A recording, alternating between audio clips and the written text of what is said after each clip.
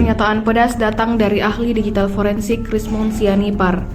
Ia menilai tidak masuk akal jika seseorang merupakan dosen pembimbing skripsinya, kecuali mengalami gangguan jiwa atau memiliki niat menipu. Pernyataan ini disampaikan Rismond menanggapi perubahan pernyataan Presiden Joko Widodo terkait dosen pembimbing skripsinya di Fakultas Kehutanan Universitas Gadjah Mada atau UGM. Jokowi sebelumnya menyebut Kasmujo sebagai dosen pembimbing pada 2017 lalu, namun kemudian mengoreksi dan mengatakan Kasmujo hanya dosen pembimbing akademik. Perubahan pernyataan itu muncul di tengah isu dugaan ijazah palsu milik Jokowi. Rismond menilai hal tersebut memperkuat kecurigaan publik terhadap keabsahan dokumen akademik Presiden. Ia menegaskan dosen pembimbing skripsi memiliki peran besar dalam proses kelulusan mahasiswa sehingga tidak mungkin terlupakan.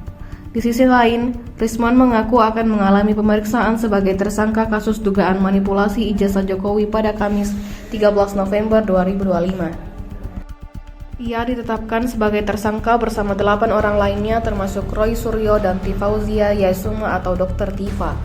Rismond membantah tuduhan polisi bahwa dirinya memanipulasi dokumen ijazah Jokowi. Menurutnya, penyidik tidak berkompeten menilai hasil analisis forensik digital karena tidak memahami metodologinya. Ia menilai langkah polisi yang menuduh timnya tanpa bukti kuat adalah tindakan tidak etis. Rismond menegaskan bila tuduhan manipulasi ijazah tidak terbukti, pihaknya akan menuntut ganti rugi senilai 126 triliun rupiah kepada Polda Metro Jaya. Download Tribun X sekarang, menghadirkan lokal menjadi Indonesia.